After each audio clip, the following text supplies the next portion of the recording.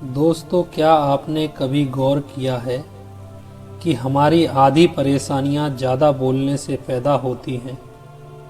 कभी ऑफिस में हम एक मीटिंग में इतना बोल जाते हैं कि सामने वाला हमें गंभीरता से लेना ही बंद कर देता है। कभी रिश्ते में हम गुस्से में इतनी बातें कह देते हैं जिनका हमें बाद में पछतावा होता है। और कभी अपने राज, अपनी कमजोरी खुद ही लोगों को बता देते हैं, सिर्फ इसलिए क्योंकि हमें चुप रहना नहीं आता है। लेकिन अगर आप कम बोलना सीख लें तो क्या होगा? आपकी इज्जत बढ़ेगी, लोग आपकी बातें ध्यान से सुनेंगे और आपकी लाइफ में शांति और आत्मविश्वास दोनों बढ़ जाएंगे। दोस्तों, आज हम इस वीडियो में कम बोलने के फायदे, इसके पीछे की साइंस, कुछ उदाहरण और इस आदत को कैसे विकसित किया जा सकता है बातें करेंगे। हम अक्सर यह मान लेते हैं कि जो ज़्यादा बोलता है वही समझदार होता है, लेकिन सच्चाई इसके बिल्कुल उलट है। कम बोलना कमजोरी नहीं बल्कि एक ताकत होती है। जरा सोचिए, जब आप भीड़ में खड़े होकर लगातार बोलते रहते हैं तो लोग आपकी बातें सुनना छोड़ देते हैं, लेकिन अगर आप चुप रहते हैं और सिर्फ सही समय पर बोलते हैं तो लोग आपकी एक एक बात पर ध्यान देते हैं। दोस्तों, डेल कार्नेगी कहते हैं, अगर आप चाहते हैं कि लोग आपको बुद्धिमान समझें तो सबसे पहले बोलना बंद करें और सुनना शुरू करें। इतिहास के कुछ उदाहरण हैं। अब्राहम लिंकन, अमेरिका के राष्ट्रपति अब्राहम लिंकन को लोग कम बोलने वाला नेता कहते थे। उनका गेटिसबर्ग एड्रेस दुनिया का सबसे प्रसिद्ध भाषण सिर्फ 272 शब्दों का था। दोस्तों, 272 शब्द। आज हम व्हाट्सएप पर एक मैसेज लिखते हैं तो उतने शब्द उससे भी ज़्यादा हो जाते हैं, लेकिन लिंकन ने 272 शब्दों में पूरी दुनिया का दिल जीत लिया था, क्योंकि उन्होंने कम बोला लेकिन असरदार बोला। दोस्तों, वही की शांति और कम बोलना ही असली शक्ति है। कम बोलना और प्रभावशाली व्यक्तित्व अपना नोट किया होगा।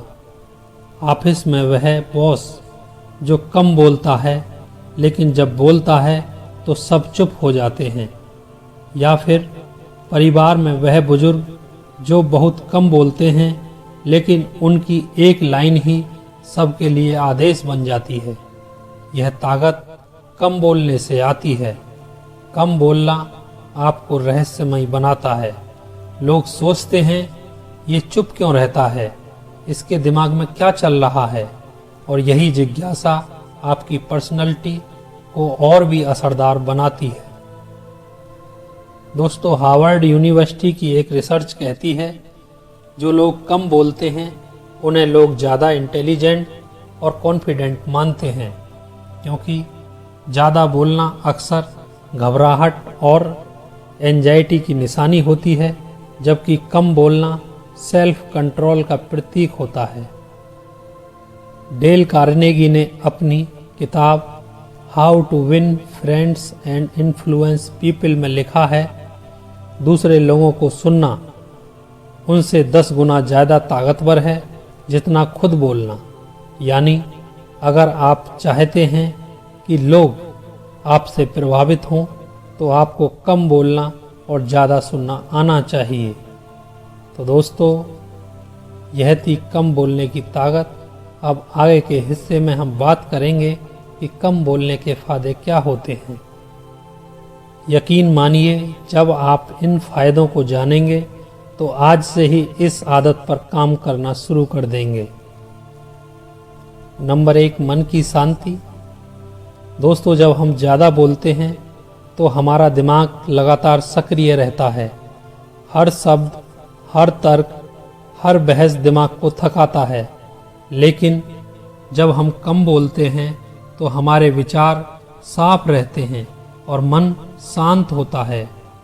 दलाई लामा कहते हैं, silence is sometimes the best answer, यानी कई बार चुप रहना सबसे अच्छा जवाब होता है। आत्मनियंत्रण, सेल्फ कंट्रोल। कम बोलना अपने आप में अनुशासन है। जब आप गुस्से में भी चुप रहते हैं तो आप अपने आप पर विजय पा लेते हैं।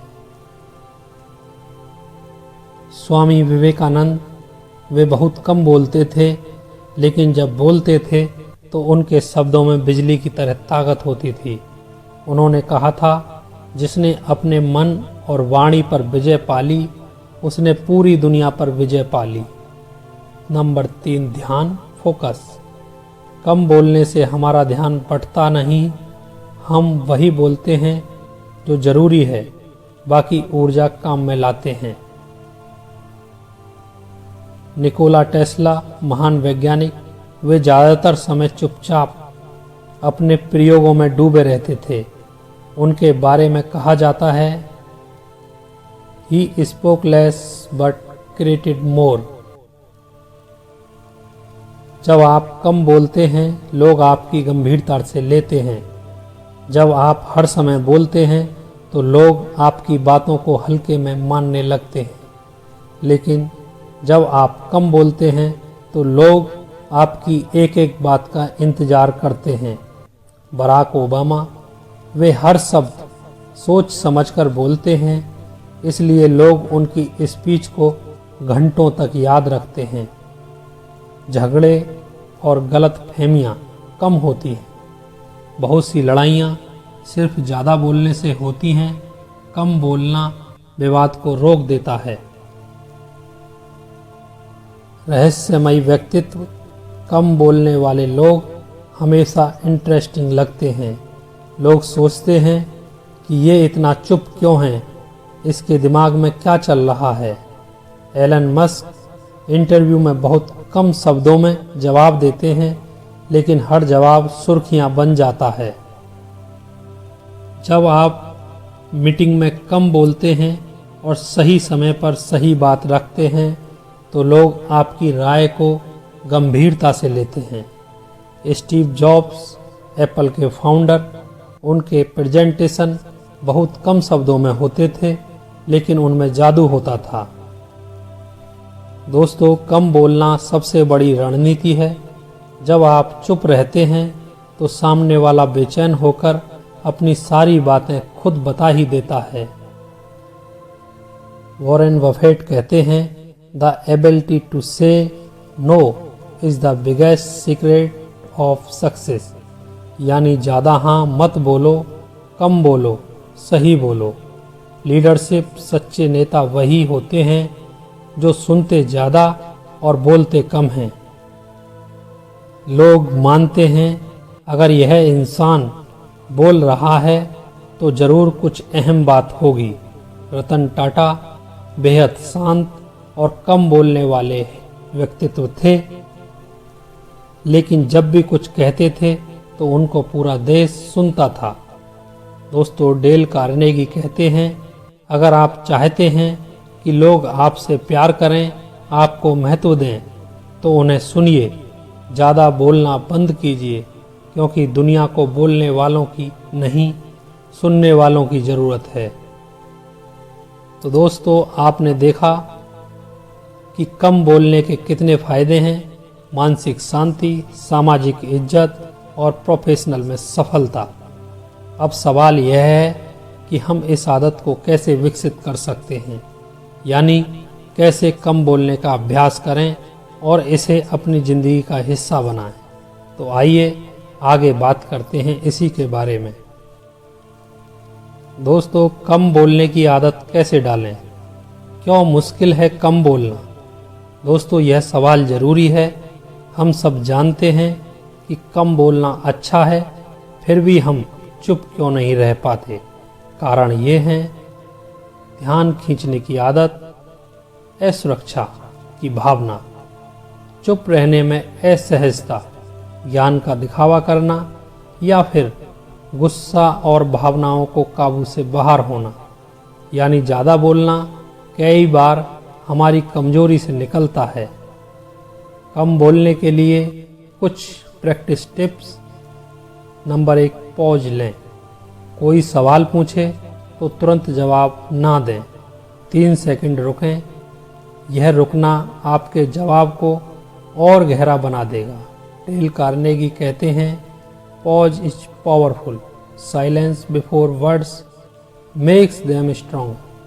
नंबर 2, शब्द चुनकर बोलें। अपने शब्दों को ऐसे चुनिए जैसे कोई जौहरी हीरे को चुनता है। हर शब्द की कीमत है। नेल्सन मंडेला जब बोलते थे तो उनके शब्द बहुत सीमित लेकिन असरदार होते थे। उनके विरोधी भी कहते थे, मंडेला बोलते कम हैं लेकिन जब बोलते हैं तो सब सुनते हैं। नंबर 3, डायरी लिखना शुरू करें। जब भी मन करे बोलने का, उसे लिख डालें। यह आदत आपको बेवजह बोलने से रोकेगी। भगत सिंह जेल में रहते हुए भी बहुत लिखते थे। उनका कहना था, लिखने से विचार पवित्र होते हैं और वाणी अनुशासित होती है। नंबर 4, मौन व्रत का अभ्यास करें। दिन में 1 घंटा तय कीजिए जब आप बिल्कुल न बोलें। शुरुआत में मुश्किल लगेगा लेकिन धीरे धीरे यह आदत आपके भीतर गहरी शांति भर देगी। सुनने की कला। नंबर 5, कम बोलने की शुरुआत ज़्यादा सुनने से होती है। जब आप सामने वाले को ध्यान से सुनते हैं तो आपको कम बोलने की जरूरत ही कम पड़ती है। डेल कार्नेगी ने साफ कहा था, दूसरों की बातों को सुनना ही सबसे बड़ा आकर्षण है। नंबर 6, दिन भर की बातचीत को केवल छोटे जवाबों से निपटाइए, जैसे हाँ, ठीक है, समझ गया। धीरे धीरे आपका दिमाग सीखेगा कि हर बात पर लंबी चर्चा जरूरी नहीं। नंबर 7, धीमी आवाज में बोलना। अगर आपको लगता है कि आप ज़्यादा बोल रहे हैं तो अपनी आवाज़ धीमी कर लीजिए। धीरे बोलने से आपकी बातें खुद ब खुद कम और असरदार होती हैं। बिल गेट्स वे तेज नहीं बल्कि बहुत धीरे और सोच समझकर बोलते हैं, लेकिन उनकी हर बात करोड़ों लोगों को प्रभावित करती है। जापान में समुराई की चुप्पी। जापान में एक बार एक समुराई से किसी ने पूछा, आप हमेशा चुप क्यों रहते हैं? समुराई ने मुस्कुराकर कहा, तलवार की धार जितनी कम इस्तेमाल होती है उतनी ही तेज रहती है। बोलना भी ऐसा ही है। बुद्ध और उनके शिष्य ने बुद्ध से कहा, गुरुजी मैं कैसे महान बनूं? बुद्ध ने कहा, 3 आदतें अपनाओ, कम बोलो, कम खाओ, कम सोचो, बाकी सब महानता अपने आप आ जाएगी। अमेरिका के एक बड़े विद्वान से पूछा गया कि आपकी सबसे बड़ी ताकत क्या है? उन्होंने कहा, मैं बैठकों में चुप रहता हूँ। लोग बेचैन होकर खुद ही अपनी कमजोरियाँ बता देते हैं। फिर मैं सिर्फ एक लाइन बोलता हूँ और डील मेरी हो जाती है। छोटे अभ्यास। रोजाना 10 मिनट बिना बोले बैठें। घर पर तय करें कि डिनर के समय सिर्फ सुनेंगे, बोलेंगे नहीं। अपने मोबाइल के लिए रिमाइंडर लगाइए, आज कम बोलना है। जो बातें गुस्से में कहनी हो उन्हें पहले कागज पर लिख डालें। तो दोस्तों, यह थे कुछ प्रैक्टिकल तरीके जिनसे आप कम बोलने की आदत डाल सकते हैं। लेकिन अब सवाल यह है कि इस आदत का असर हमारे रिश्तों और हमारी सफलता पर कैसे पड़ता है। आइए कुछ इसके बारे में बात करते हैं। कम बोलने से रिश्तों पर क्या असर पड़ता है? सफल लोगों की कुछ कहानियाँ और उनके बारे में चर्चा। दोस्तों, परिवार हो, दोस्ती हो या शादी हो, ज़्यादा बोलना अक्सर झगड़ों की जड़ होता है। कई बार हम गुस्से में ऐसी बातें बोल जाते हैं जो जीवन भर याद रह जाती हैं। कम बोलना रिश्तों में 3 बड़े बदलाव लाता है। गलतफहमियां कम होती हैं। जब हम सोच समझकर बोलते हैं तो सामने वाला हमारी बात का गलत अर्थ नहीं निकालता है। सुनने की आदत बढ़ती है। रिश्तों को निभाने का सबसे बड़ा राज है सुनना। कम बोलने से हम दूसरों को ज़्यादा सुन पाते हैं। सम्मान बढ़ता है।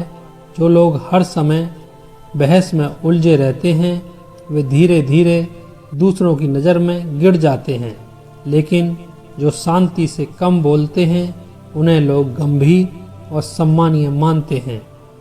विदेशी वैज्ञानिक डॉक्टर जूलियन ट्रेजर कहते हैं, silence is a gift and when you give silence to others you give them space to be heard. यानी जब आप चुप रहते हैं तो आप सामने वाले को सुना हुआ महसूस कराते हैं। वॉरेन बफेट निवेशक कहते हैं कि वे हर मीटिंग में बहुत कम बोलते हैं, लेकिन जब बोलते हैं तो अरबों की डील बदल जाती है। बुद्ध का मध्यम मार्ग, उनकी शिक्षा आज भी पूरी दुनिया में करोड़ों लोगों के जीवन का आधार है। दोस्तों, कम बोलना और ज़्यादा सुनना सामने वाले को सम्मानित महसूस कराता है। तो दोस्तों, बोलना आसान है, लेकिन चुप रहना एक कला है। बोलना कई बार हमें मुसीबत में डाल देता है, लेकिन चुप रहना हमें ताकत देता है। याद रखिए, आपकी चुप्पी आपकी ताकत है। आपके शब्द तभी चमकेंगे जब वे कम और सटीक होंगे, और आपकी पर्सनैलिटी तभी दमदार बनेगी जब लोग आपकी एक एक बात का इंतजार करेंगे। तो आज से संकल्प लेना चाहिए कि हमें बेवजह नहीं बोलना चाहिए, सोचकर बोलना चाहिए, सुनना चाहिए, समझना चाहिए और फिर बोलना चाहिए। यही आदत आपकी ज़िंदगी बदल देगी, और यही आदत आपको उन हजारों लोगों से अलग बना देगी जो सिर्फ बोलते हैं लेकिन सुनना की आदत नहीं है। कम बोलना सिर्फ एक आदत नहीं है, यह किसी की भी सफलता का राज हो सकता है। यह आपकी इज्जत का आधार है। यह आपके रिश्तों को मजबूत स्तंभ की तरह बनाता है। तो चलिए आज से इस यात्रा की शुरुआत करें। बोलें लेकिन जब जरूरी हो, और बोलें तो ऐसा कि पूरी दुनिया सुन ले। तो आशा करते हैं कि यह जानकारी, यह वीडियो आपको अच्छी लगेगी, और मिलते हैं किसी नई वीडियो में। धन्यवाद।